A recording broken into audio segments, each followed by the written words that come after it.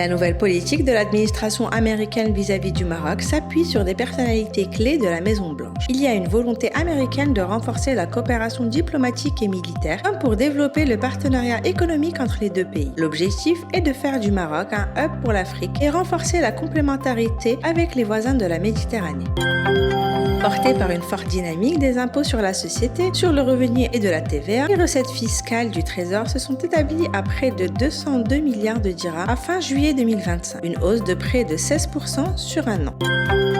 Le football national franchit une nouvelle étape dans la professionnalisation avec l'arrivée d'investisseurs privés dans les clubs. Le secteur privé ne se contente plus du simple rôle de sponsor, mais s'implique directement dans l'univers du ballon rond. Visiblement, il y a comme une conviction que l'économie du sport constitue un gisement de croissance et d'emplois à mettre en valeur.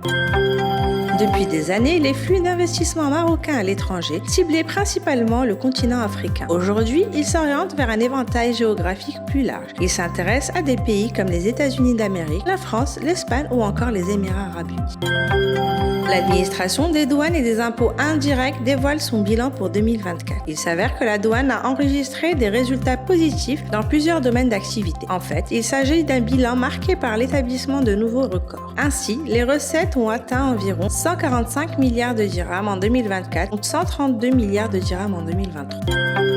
Une dynamique de croissance prometteuse a été révélée par le recensement national du cheptel. Les effectifs ont atteint un total de près de 3 millions de têtes au 11 août. La stratégie ambitieuse de reconstruction du cheptel soutenue par une enveloppe de 11 milliards de dirhams commence à donner des résultats.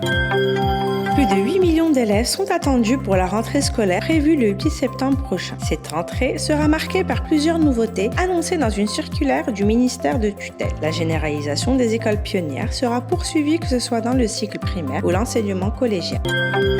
À fin juillet 2025, le nombre de réfugiés et de demandeurs d'asile au Maroc a atteint 19 756, selon les derniers chiffres du Haut Commissariat des réfugiés au Maroc. Les demandeurs d'asile proviennent essentiellement du Soudan, de la Guinée, du Sénégal, du Mali, de la Somalie, de la République démocratique du Congo, du Cameroun, de Palestine, du Tchad, de la Syrie et du Yémen.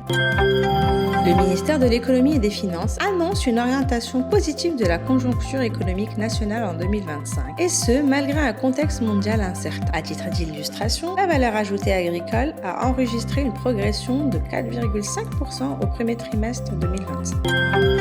À mi-parcours de la stratégie Génération Green, la région de l'Oriental accélère la mise en œuvre de projets structurants en matière d'agriculture solidaire. Bientôt 24 projets seront lancés dans ce sens. L'objectif est de renforcer l'inclusion, de créer de l'emploi et de promouvoir une agriculture durable.